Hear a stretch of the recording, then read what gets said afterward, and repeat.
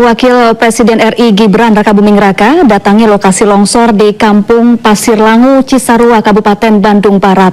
Kunjungan dilakukan untuk melihat langsung dampak bencana serta penanganan di lapangan.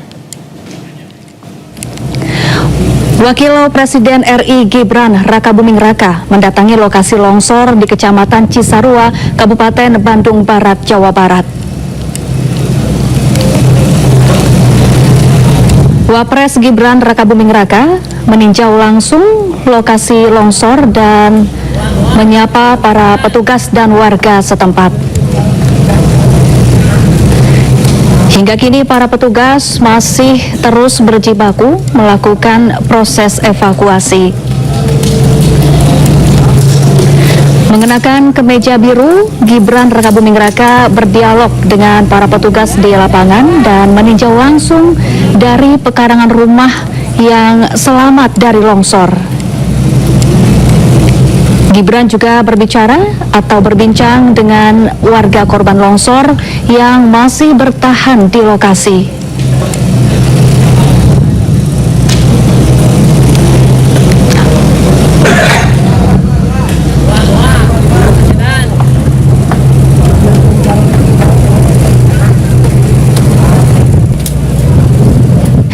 Pemirsa, kita akan kembali berbincang dengan Sekretaris Daerah Provinsi Jawa Barat, ada Bapak Herman Suryatman. Pak Herman, saat ini Wapres Gibran Rakabuming Raka sedang berada di lokasi, meninjau lokasi longsor di sana. Apa saja kemudian agenda yang akan dilakukan oleh Wapres Gibran di sana, dan apa instruksi yang disampaikan oleh Wapres Gibran kepada Pemda setempat? Pak Herman, mohon maaf, boleh dibuka dulu audionya, kami tidak bisa mendengar suara Anda, Pak Herman. Ya, silahkan Pak Herman. Mohon maaf Mbak, kalau hari kemarin saya seharian di lapangan sampai malam, ya pagi tadi saya standby di Bandara Hussein untuk melakukan operasi modifikasi cuaca dengan teman-teman dari BMKG dan BNPB, BPBD ya. Jadi saat ini saya baru selesai dari Bandara Hussein, jadi belum ke lapangan. Saya belum update posisi terakhir. Yang jelas hari ini Pak Wapres ya meninjau langsung ke lapangan, ya didampingi oleh Pak Bupati, Pak Wakil Gubernur, ya, dan tentu petugas kami juga ada di lapangan dan kami antisipatif. Yang jelas dua hal yang menjadi fokus kami. Yang pertama adalah pelaksanaan evakuasi, ya, evakuasi korban 80 orangan yang belum ditemukan, dan yang keduanya kami harus memberikan layanan terbaik bagi para pengungsi yang hari kemarin sudah diberikan santunan oleh Pak Gubernur, sehingga para pengungsi hari ini relatif berkurang karena sudah ngontrak rumah, sudah pindah ke rumah saudaranya, dan santunan kemarin 10 juta per kepala keluarga itu cukup, ya, baik untuk kontrak maupun untuk makan minumnya, sehingga jumlah masyarakat di pengungsian sekarang relatif terbatas. Tetapi tetap kami perhatikan, kami sudah siapkan di lapangan dapur umum yang kapasitasnya bisa memberikan bantuan makan untuk 750 orang. Baik Pak Herman, saat ini selain mengevakuasi warga korban longsor yang masih tertimbun material longsor, apakah warga yang ada di permukiman di sekitar lokasi longsor juga dievakuasi untuk mencegah potensi longsor susulan di wilayah sekitar yang terdampak longsor saat ini? Ya, tadi sudah sampaikan bahwa warga masyarakat yang langsung terdampak, ya, direct itu 113, 23 selamat, dan tentu itu kami evakuasi ke balai desa, ya, kemarin. Dan warga masyarakat lainnya kurang lebih ada 500-an, itu warga masyarakat RT RW sekeliling, ya, di daerah sekitar lokasi longsor. Jadi kami antisipasi, kami mitigasi warga masyarakat yang ada di sekitar daerah longsor atau lokasi longsor, kami evakuasi juga.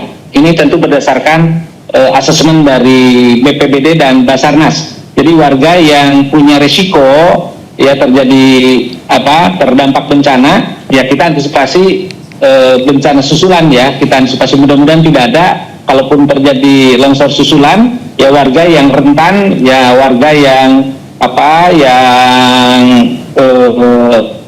dimungkinkan terdampak, itu kami evakuasi. Jadi kemarin ada 500-an warga yang dievakuasi ke balai desa dan sebagian besar itu sudah diberikan santunan.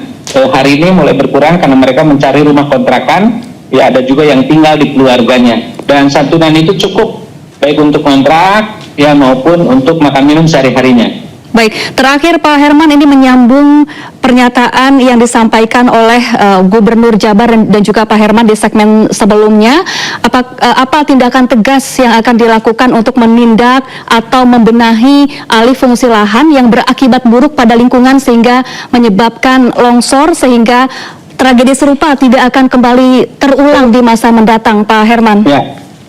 Ya bagi siapapun ya yang tidak memiliki izin, ya tidak memiliki landasan hukum, ya memanfaatkan tanah, mengalihfungsikan lahan, tentu ditindak tegas sesuai hukum yang berlaku.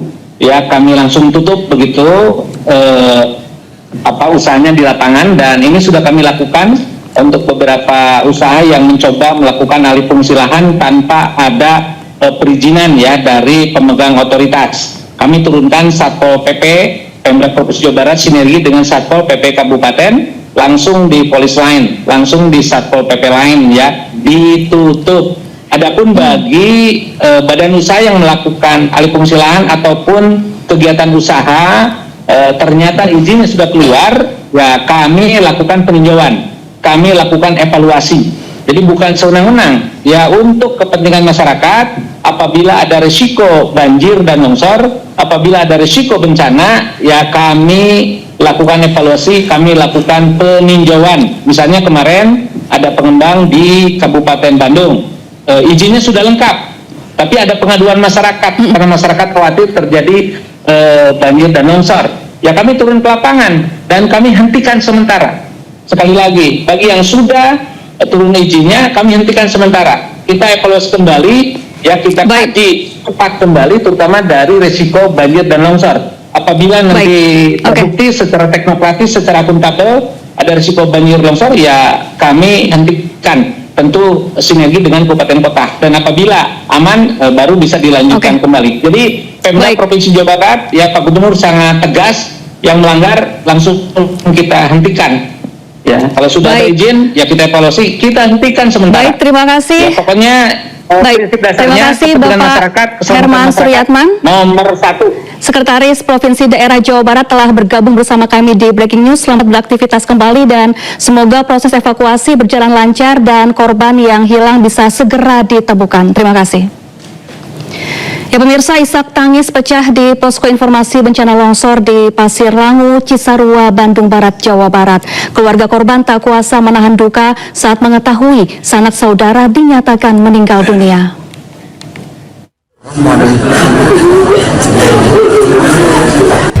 Wanita ini tak kuasa menahan tangis saat mengetahui anggota keluarganya masuk dalam daftar korban meninggal dunia yang tertempel di posko informasi. Duduk kalau pas sakit itu duduk pas sakit.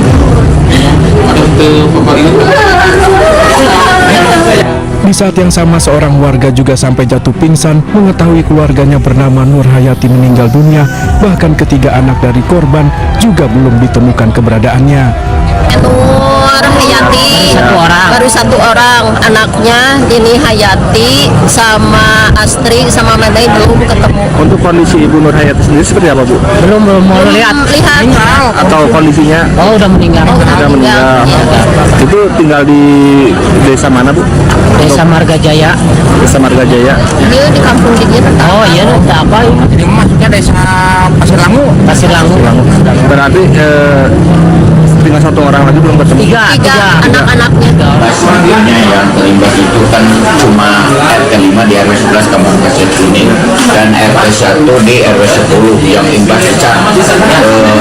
Pokoknya tetap di RT 5 RW 11 di Pasir Kuning itu 20 rumah ini mutlak dasar pokok yang langsung ke terjang dari hutan. Hingga saat ini petugas gabungan dari BNPB, TNI Polri dibantu relawan masih melakukan pencarian sementara para korban telah diungsikan ke kantor desa Pasir Langu.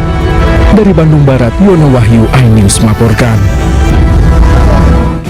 Ya, hari kedua tim SAR gabungan kembali melanjutkan pencarian puluhan korban yang masih tertimbun di Desa Pasir Langu, Kabupaten Bandung Barat. Petugas berhasil menemukan sejumlah korban tidak utuh dengan total 12 kantong jenazah.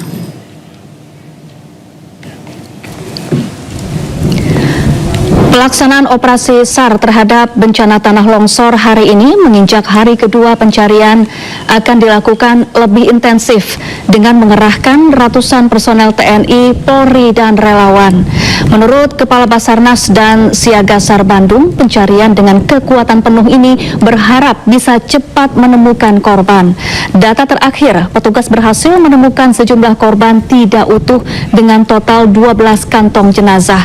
Bahkan untuk membantu pencarian, Basarnas juga mengerahkan anjing pelacak dan alat berat.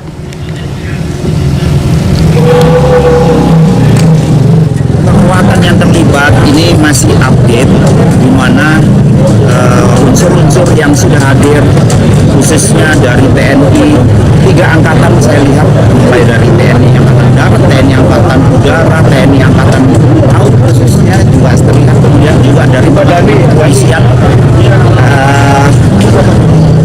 Tidak cuma personil, peralatan alat berat juga sudah dihadirkan.